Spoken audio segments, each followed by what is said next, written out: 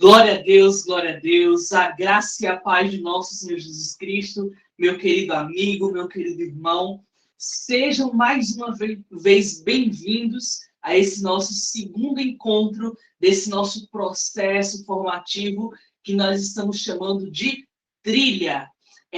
Nós, semana passada, nós tivemos a oportunidade de falar um pouco sobre a Bíblia, de expor a palavra de Deus, de expor o que significa a Bíblia Sagrada. O que a Bíblia é para nós? Como nós devemos bem ler a Bíblia? Como nós devemos interpretar a Bíblia? E aprova o Senhor nós chegarmos nessa semana, aonde nós vamos expor um pouquinho o que é Evangelho. Lembra que semana passada nós dissemos que a Bíblia ela conta uma grande história, uma grande carta de amor de Deus para nós? Essa história é o que nós chamamos de Evangelho e é o que nós vamos refletir na noite de hoje, vamos expor na noite de hoje para a honra e glória de nosso Senhor Jesus Cristo. Mas antes, vamos começar com uma breve oração para a glória de Deus. Vamos orar? Deus do céu, enviaste o Evangelho aos confins da terra e os teus mensageiros a todas as nações. Envia o teu Espírito Santo para nos transformar pelas boas novas da vida eterna em Jesus Cristo, nosso Senhor. Amém e amém. Queridos, mas talvez você ainda esteja se perguntando e fazendo essa pergunta principal do nosso encontro de hoje. O que é o Evangelho? A palavra Evangelho, se a gente for traduzir ela literalmente das línguas originais onde ela é falada, ela significa literalmente boas notícias, boas novas, uma novidade de cunho positivo, de cunho feliz, de cunho festivo. É isso que ela significa. Mas nas aplicações, muitas palavras, apesar dos significados literais delas, elas têm outros significados além, e muitas aquém do significado literal. No caso de evangelho, ela tem um significado além, um significado a mais. Ela fala, evangelho fala do anúncio de um rei. Como assim do anúncio de um rei?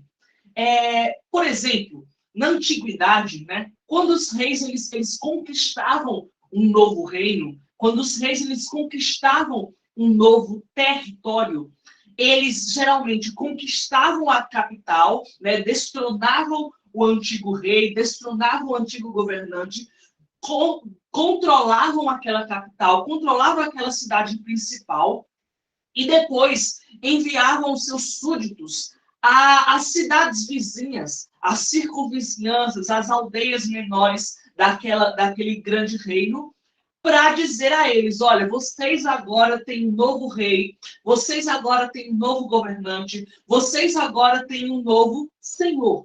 E esse anúncio do rei, esse anúncio que havia um novo rei, esse anúncio que havia um novo senhor sobre aquelas terras, ele era chamado de evangelho.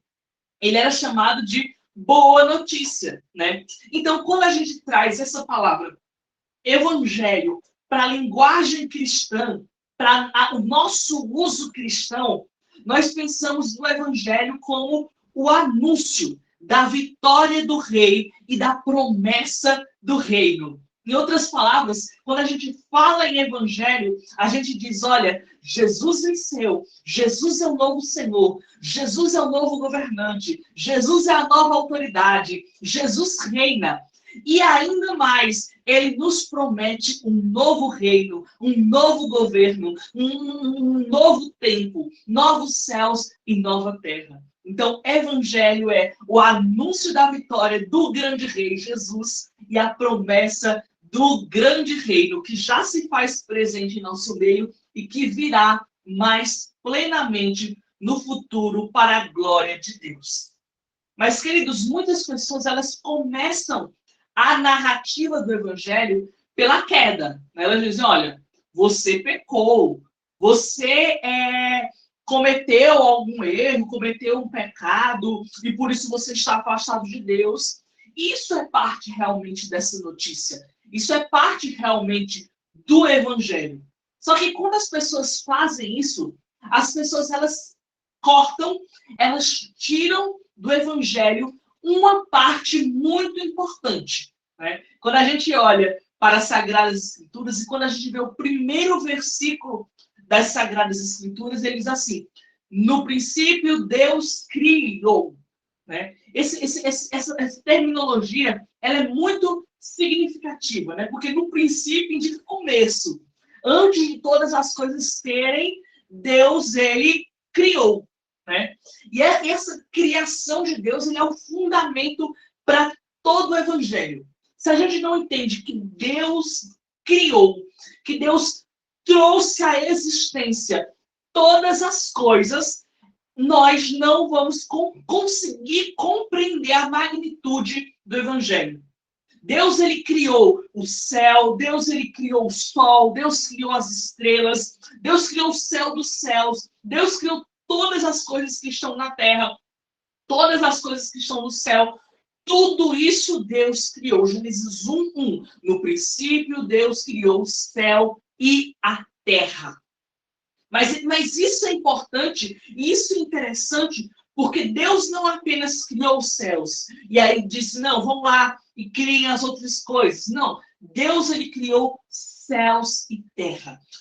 Todas as coisas, tudo que existe, tudo que viria a existir, tudo que já existiu, foi criado, tem o seu princípio original em Deus Criador. Deus, ele criou todas essas coisas. Deus, ele gerou todas essas coisas e gerou por meio da sua palavra poderosa. Gênesis 1, a narrativa da criação, a narrativa de Gênesis, ela nos apresenta de maneira magnífica como esse processo acontece, né? Nós vamos vendo, né, a narrativa de Gênesis, essa história de Gênesis, que nos ilustra de maneira magnífica como as coisas foram criadas. Ela vai nos apresentando a beleza da criação, a harmonia da criação. No primeiro dia, Deus ele ordenou e tal coisa veio à existência. No segundo dia, Deus também proclamou, Deus declarou e outra coisa veio à existência. E no terceiro dia, Deus foi fazendo isso, no quarto, no quinto, no sexto, até que no sexto dia, no ápice da criação, depois que Deus já tinha ordenado todas as coisas dos céus, já tinha criado sol, já tinha criado lua, já tinha criado estrelas, já tinha criado o firmamento do céu, depois que Deus já tinha ordenado tudo na terra, já tinha separado a porção seca das águas, já tinha ordenado que a porção seca gerasse ervas, gerasse árvores frutíferas, produzisse animais. Depois de tudo isso, depois de todo esse processo criativo, onde Deus ele ordenava, onde Deus declarava, onde Deus declamava, olha, haja isso, e aquilo passava a existir, Deus mesmo veio, pôs-se na terra, né? Imaginemos que nessa ilustração bíblica, nessa narrativa bíblica, Deus ele pega o barro, cria o homem com suas próprias mãos, né? É interessante que a Bíblia usa o termo façamos o homem à nossa imagem e semelhança, né? Se Deus estava dizendo façamos, esse plural, ele estava falando de quê, né? Mais na frente, mais na narrativa bíblica, mais à frente a gente entende que aquele plural possivelmente estava falando da Trindade, né?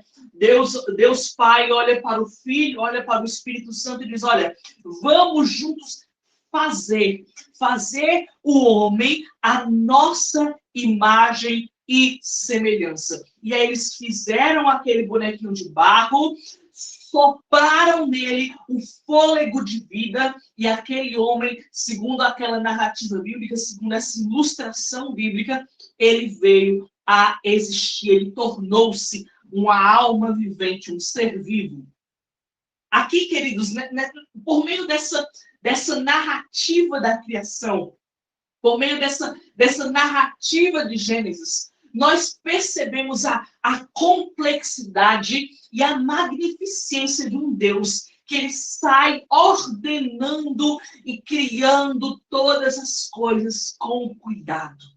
Deus criou todas as coisas com muito amor, com muito carinho. Toda a criação, ela manifesta a bondade graciosa de Deus. A forma como a Terra ela foi posta em meio ao sistema solar, na posição exata, para que nem fosse quente demais a ponto de não poder ter vida, e nem fosse frio demais a ponto de também impedir a vida por causa do frio, da situação que iria se tornar congelada da terra. Então, a posição exata Deus pôs na terra.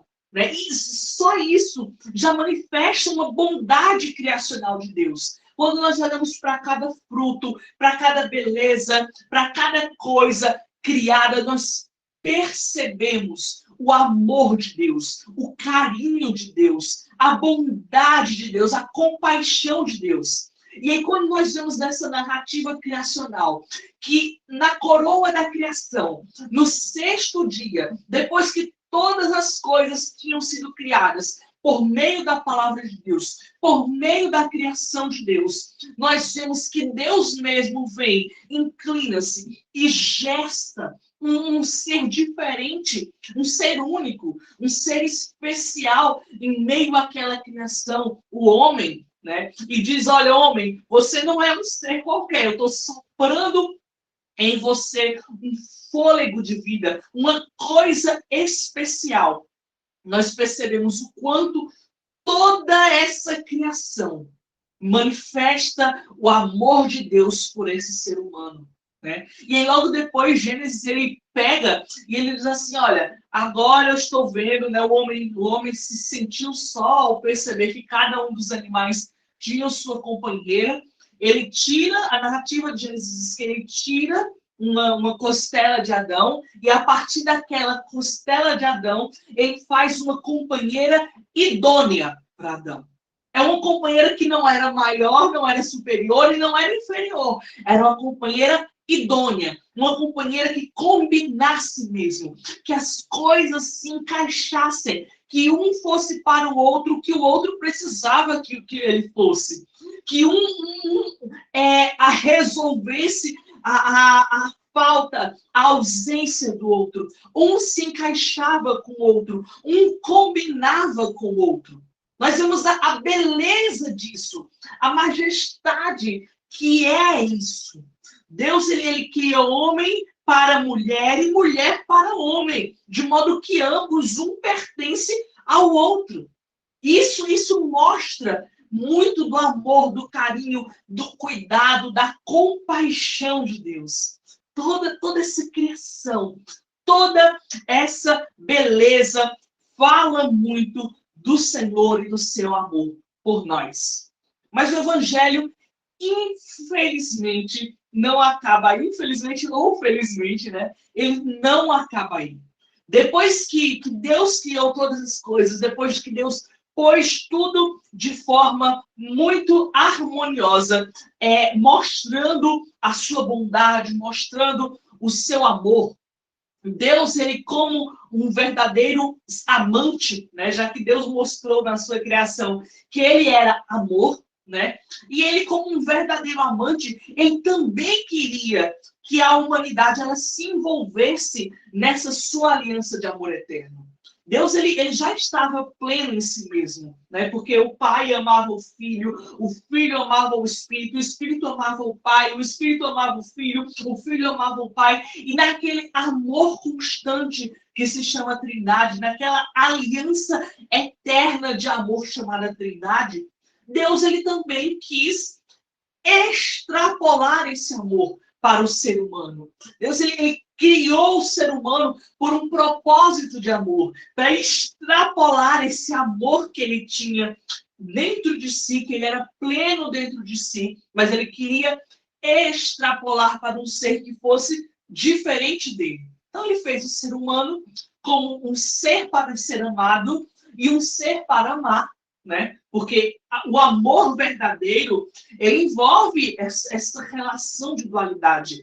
Eu amo tal pessoa e tal pessoa me ama. Nós nos amamos. O amor, ele envolve isso.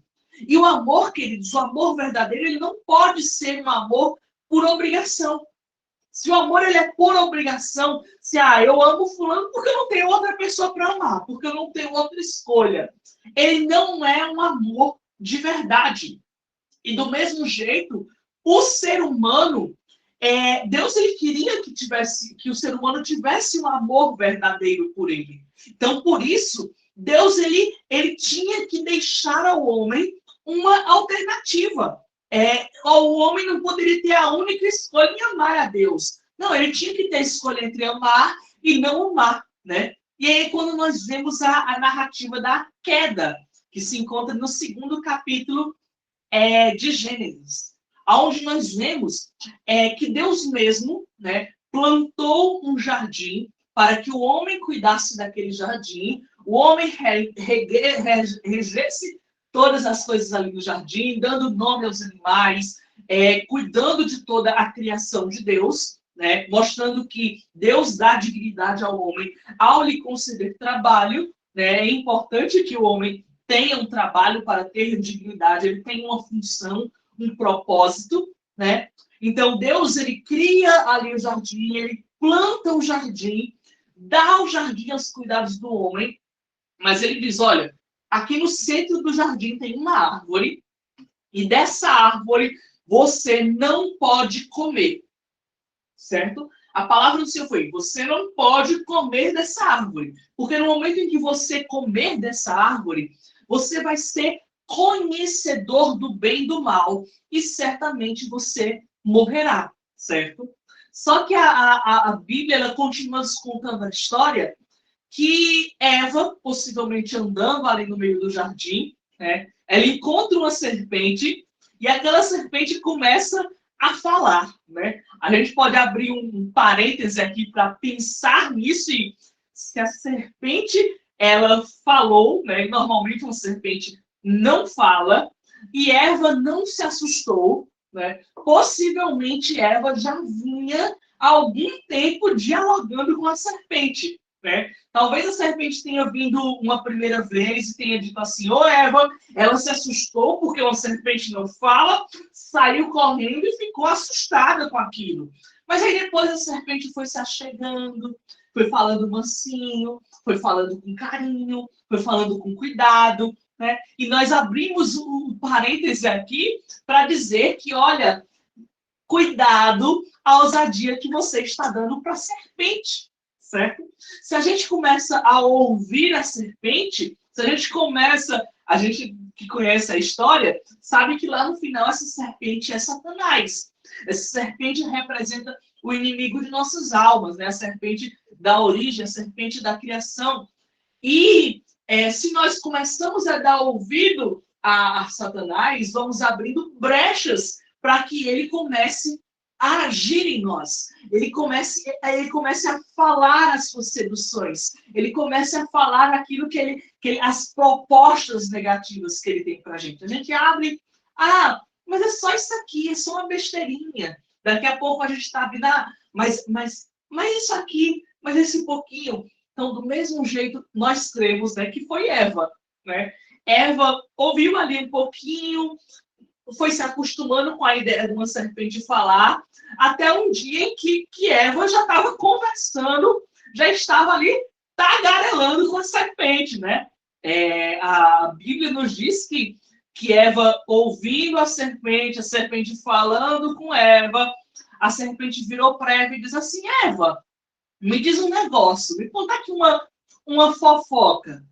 É verdade que Deus disse que vocês não podem comer dessa árvore aqui? Por que você não come dessa árvore aqui?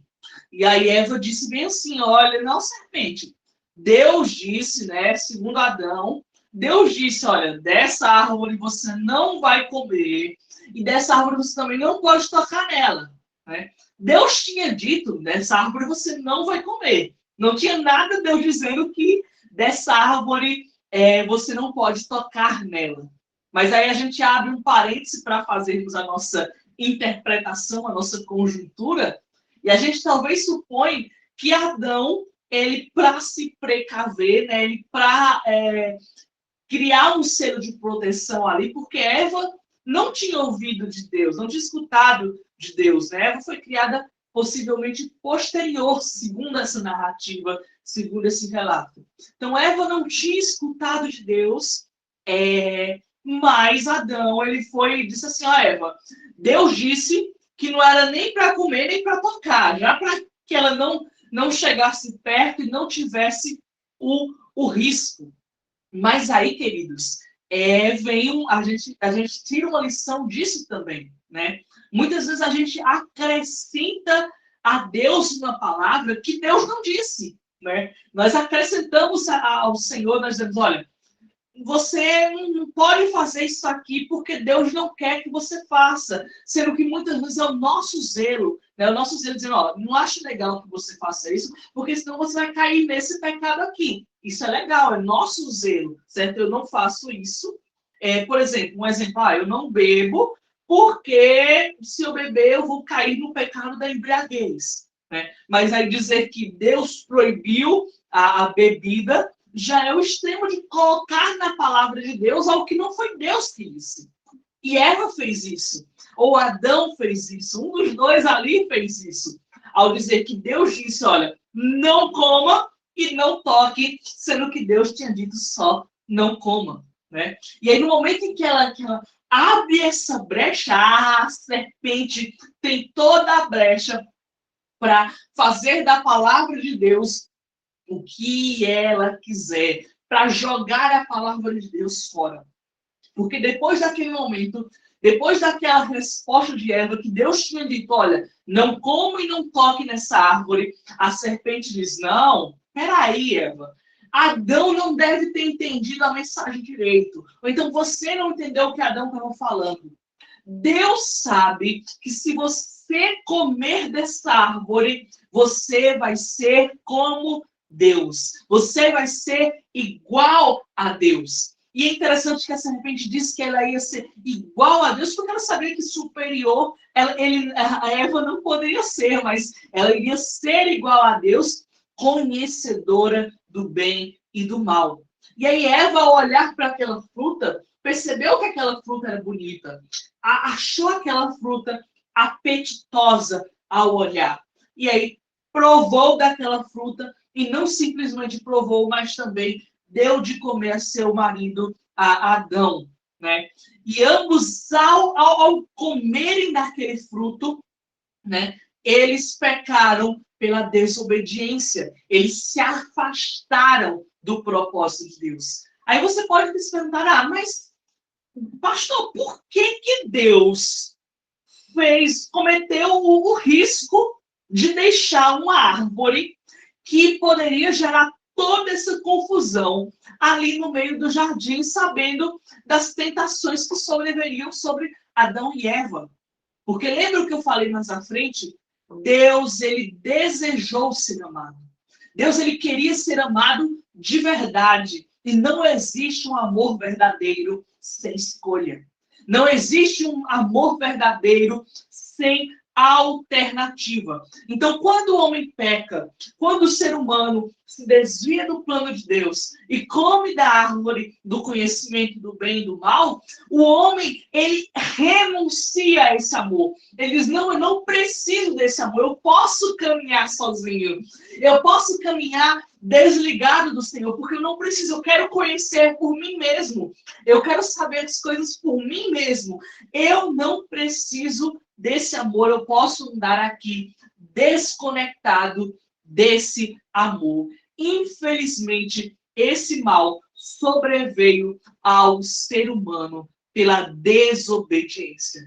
Em Adão e Eva, queridos, todos nós pecamos. Em Adão e Eva, todos nós nos afastamos de Deus. E aí, a partir de Adão e Eva, um pecado, né, passou a existir em toda a humanidade, que é a natureza para o pecado.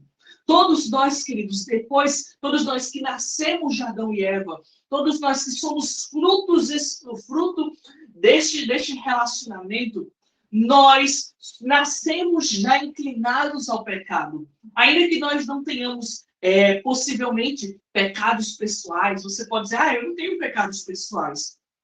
Mas todos nós estamos afastados da graça de Deus, porque temos essa natureza inclinada ao pecado. Mas, queridos, Deus não nos abandonou assim, para a glória de Deus. Deus não nos deixou assim. Deus, antes, Ele nos amou. Ele demonstrou um amor por a gente. Ele deixou um amor especial por a gente. A ponto de que, ainda naquela narrativa da queda, nós vimos que, após o ser humano, após Adão e Eva terem comido da árvore do jardim, da árvore do conhecimento do bem e do mal, eles ouviram as passadas de Deus, os passos de Deus, que todas as tardes vinha nutrir aquele relacionamento com eles. Eles ouviram que Deus estava se aproximando deles no jardim.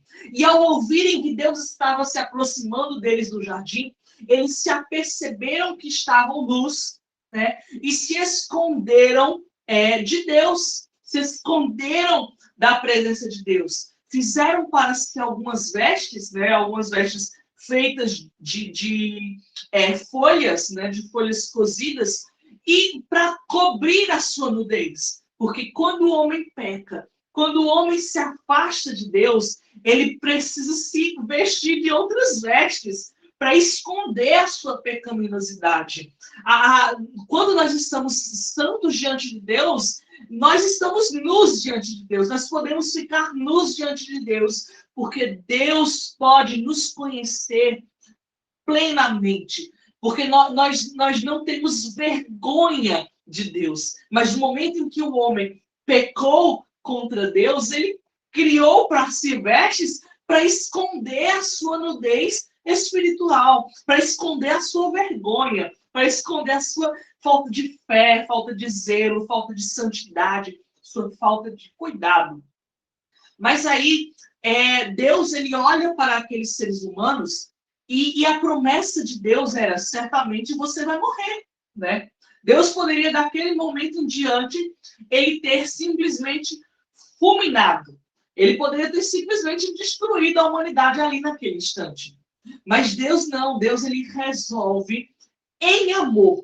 Algo que ele já sabia que poderia acontecer, né? Algo que ele já sabia que iria acontecer, melhor dizendo. Então, Deus resolve em amor manter aquela humanidade com vida, manter aqueles seres humanos com uma vida que não era uma vida plena, que não era uma vida integral, que não era uma vida completamente santa diante de Deus, mas manter aquela humanidade com vida até que ele pudesse reconciliar, trazer aquela humanidade de volta, trazer aquela humanidade ao caminho correto, ao caminho do Senhor, à graça do Senhor. E é diante disso que ele faz algumas promessas. Ele, olha, serpente, por causa do teu pecado, você vai rastejar pela terra, você vai comer pó, e eu vou criar uma inimizade entre ti e entre a mulher. E tu vai, realmente, você vai gerar uma ferida dela, você vai morder o calcanhar, mas o filho dela vai pisar a tua cabeça, né? Essa era a promessa, que o filho da mulher, o filho de Eva, ele iria e pisaria a cabeça da serpente. E essa promessa, ela se cumpre plenamente em Jesus. Quando Jesus, filho de Eva, né? Jesus descendente da mulher, né? Jesus que sendo Deus encarnou-se, tornou-se homem, pisa a serpente na cruz. A serpente realmente machuca Jesus na cruz, faz Jesus sofrer, faz a humanidade sofrer, mas Jesus estabelece o seu reino e condena Satanás ao completo inferno, ao pleno afastamento de Deus. né? E ele promete à mulher e ao homem essa redenção, né? Da tua semente vai vir alguém que vai te salvar, que vai te trazer de volta, que vai te reconciliar comigo. E aí Deus, ele não deixou o homem caído, mas ele foi levando a humanidade um caminho progressivo, um caminho gradual, um caminho dia a dia para resolver esse grande problema que se chama pecado. Né? Ele trouxe patriarcas que começaram a trazer revelações a respeito de Deus, a reestabelecer alguns parâmetros que começaram a ensinar, olha, vamos então fazer o que Deus fez, né? A primeira coisa que Deus fez ali, diante de Adão e Eva, foi pegar um cordeiro, matar aquele cordeiro como sinal do que viria a acontecer com Cristo, né? Cristo seria morto, e a partir do sangue de Cristo, nossos pecados seriam limpos. Pegou a pele daquele cordeiro, e a partir da pele daquele cordeiro, revestiu o homem e mulher. E aí eles tinham novas vestes, não era mais uma veste feita pelo pecado, mas era uma veste feita pelo sacrifício do cordeiro, que essa veste sim poderia cobrir a nudez deles. E os patriarcas fizeram isso. Os patriarcas faziam sacrifícios a Deus pelos pecados deles, para se reconciliar com eles. Vieram juízes que começaram a reordenar o povo, trazer a lei. Moisés trouxe lei para o povo.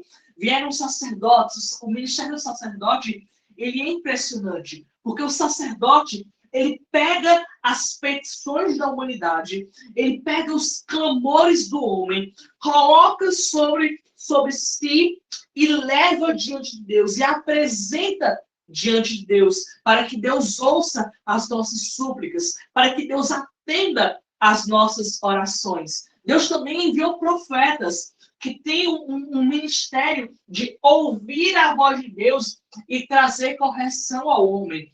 De ouvir a voz de Deus e trazer um novo direitamento, um novo caminho. Dizer, olha, voltem, mudem o caminho. Voltem para esse lugar aqui, que esse é o lugar da presença de Deus. Então, e é interessante que todos esses ministérios aqui, todas essas coisas que Deus foi despertando no meio do homem, foram sinais, tipos de algo mais pleno que viria. E esse algo mais pleno é Jesus Cristo. É Deus mesmo que vem, torna-se homem, ele faz-se carne, porque imaginemos que aqui tem uma planície, certo? Essa planície está a humanidade. E nós temos aqui uma outra planície. Nessa planície está Deus, né? Está a divindade. E aqui, entre o meio, né, havia uma relação. Havia um contato. Deus, ele via todas as tardes para conversar com o homem no jardim. Mas quando veio o pecado, abriu-se aqui um grande abismo, né? E esse grande abismo, o pecado, ele separou, ele afastou o homem de Deus. Então era necessário que Deus viesse, porque o homem sozinho, ele não conseguiria religar a isso. Aqui é religião. A palavra religião quer dizer religar, né? É as nossas tentativas de religar a Deus. Nós sozinhos não conseguiríamos nos religar a Deus. Então foi necessário que Deus mesmo viesse, certo? E tornasse um homem, né? Deus, sendo Deus, veio e tornou-se homem, porque como uma ponte, né? A ponte, ela precisa estar em ambos os lados. A ponte entre uma cidade e outra, ela precisa ser daquelas duas cidades. Ela precisa estar aqui e terminar lá. Então, do mesmo jeito, Jesus, ele precisava ser homem para ligar o homem a Deus, e ele era Deus, né? Ele, sendo Deus, nos religou, nos uniu novamente. E aí, Jesus, com a sua morte na cruz, ele religa, ele cria uma ponte no meio desse abismo, para que os homens pudessem voltar a ter contato com Deus. A partir de Jesus, Por meio de Jesus, por meio da cruz de Jesus, por meio da ressurreição de Jesus, Deus, nós somos restaurados de volta a Deus. E nós vencemos, Jesus venceu o grande inimigo das nossas almas. Esse é o grande mistério da cruz. O grande mistério da cruz não é satisfazer um Deus irado contra nós. O grande mistério da cruz é nos religar a um Deus que estava ali, nos amando, que eternamente nos amou, que manifestou o seu amor ao nos manter com vida, mesmo quando o que nós merecíamos era morte.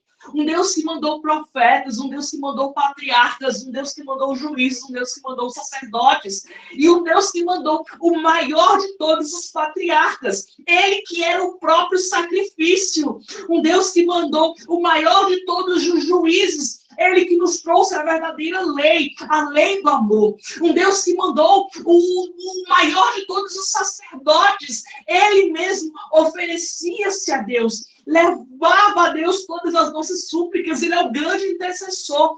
Um Deus que mandou o maior de todos os profetas. Ele não apenas trazia a voz de Deus, ele era a voz de Deus. A cruz de Cristo, ela quebra toda a nossa vergonha. A cruz de Cristo nos reconecta ao Pai. Por meio de Jesus, por meio da sua cruz, por meio da sua ressurreição, nós podemos caminhar de volta a Deus. Nós podemos caminhar de volta com Deus. Aleluia! Louvado seja o nome do Senhor. Vocês não sabem o quanto isso me empolga, o quanto isso alegra o meu coração, porque essa mensagem é revigoradora. Essa mensagem nos traz alegria. Mas o Evangelho ainda não acaba aí. O anúncio do Evangelho, ele diz que nós também devemos tomar uma decisão.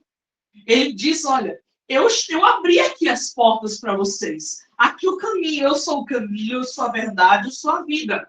Foi o que disse Jesus. Mas olha, você tem que vir. Você tem que caminhar. Você tem que andar comigo. Você também tem que tomar os seus passos. Jesus, ele nos convida. Ele diz assim, olha, se vocês querem vir após mim, cada dia vocês têm que renunciarem a si mesmo, tomarem a sua cruz e seguir-me. São 3 passos no seguimento de Jesus, né? Cada dia nós temos que renunciar a nós mesmos. Isso é muito importante, porque quando a gente olha lá para a narrativa da queda, nós percebemos que o grande pecado do homem foi a autopretensão. Foi o homem querer ser igual a Deus. O homem querer ser tão superior quanto Deus. E aí, Deus diz, não, Jesus diz, ó, se você quer andar pela ponte, você tem que negar a si mesmo. Se você quer voltar a ter comunhão com Deus, você tem que negar-se, renunciar, tirar essa maldade que se chama ter o eu no seu trono, no trono do seu coração. Deixa Deus reinar no teu coração. Renuncia a si mesmo. E aí vem o próximo passo. Tomar a sua cruz. Nós precisamos tomar a nossa responsabilidade, né? Porque lá na criação, lá na queda, né? Quando Adão e Eva pecaram, Eva disse, não foi culpa minha, não. Aliás, primeiro Adão disse, não foi culpa minha, não, foi culpa de Eva, essa mulher que o Senhor me deu. O Senhor é responsável, porque o Senhor me deu. Aí Deus olha para Eva, Eva, por que tu pecou? Eva, não fui eu, não. Foi a serpente que me induziu. Então, eles tiram a responsabilidade de si próprio. E não, Jesus disse, olha, se você quer vir, quer me seguir, quer voltar a ter comunhão com Deus, quer voltar a caminhar com o Senhor, você tem que primeiro negar a si mesmo, tirar a autopretensão, a soberba do teu coração, mas você também tem que tomar sua cruz, tomar a responsabilidade, viver em castidade, viver uma vida de controle, de ponderação, de moderação, uma vida de sabedoria, uma vida de dizer, ó, Qual a vontade de Deus? Vamos ficar aqui no centro da vontade de Deus? Eu não preciso nem ir para o extremo da religiosidade, porque religião não me une a Deus. O que me une é Jesus, a verdadeira religião, né? E aí, a partir de Jesus, tem a religião de Jesus, né? Mas Jesus é que nos religa a Deus plenamente. Religiosidade não. Religiosidade nos mata, infelizmente. E nem ir para o extremo do liberalismo da perversão, né? Da liberalidade pecaminosa. Antes nós temos que viver no centro da vontade de Jesus. Isso é castidade, é sermos homens castos, homens que cuidam, que se moderam, que controlam o seu coração e a sua emoção. E aí, então, seguir a Jesus, renunciar a si mesmo, tomar a nossa cruz e seguir a Jesus. Isso é uma vida de obediência. Porque se lá Adão e Eva pecaram por desobedecer a Deus, nós devemos consertar o caminho ao obedecermos Jesus. Obedecer sem nunca questionar e confiar em Deus em todas as circunstâncias tem que ser a nossa frase de vida. Obedecer a Deus sem nunca questionar e confiar em Deus em todas as circunstâncias. Amém, queridos? Que nós possamos nos apropriar dessa mensagem. Que nós possamos reconhecer o Evangelho de Jesus como a grande boa notícia para nós. Há uma esperança para o teu pecado. Você não foi abandonado por Deus. Deus te criou com amor. Deus te criou com grande bondade. Você, infelizmente, se afastou do caminho de Deus, junto com os teus primeiros pais, Adão e Eva. Nós pecamos todo dia. E por isso, a cada dia, por meio da cruz, nós fomos religados a Deus. E por isso que a cada dia, nós temos que renunciar a nós mesmos, assumir as nossas próprias cruzes, assumir a nossa própria responsabilidade e caminhar em obediência a Deus, para aí então vivermos para a honra e glória de nosso Senhor Jesus Cristo. Que essa mensagem ela possa ter tocado profundamente o teu coração. Que você possa se apropriar dessas palavras e hoje tomar uma decisão mais profunda em dizer, Senhor, eu quero te seguir. Senhor, toma a minha vida. Eu te convido, queridos, agora a orarem comigo, a fazerem essa breve oração, confessando Jesus como teu Senhor, confessando Jesus como teu Salvador, confessando que você crê no Evangelho, que você é grato a Deus por essa boa notícia. Vamos orar?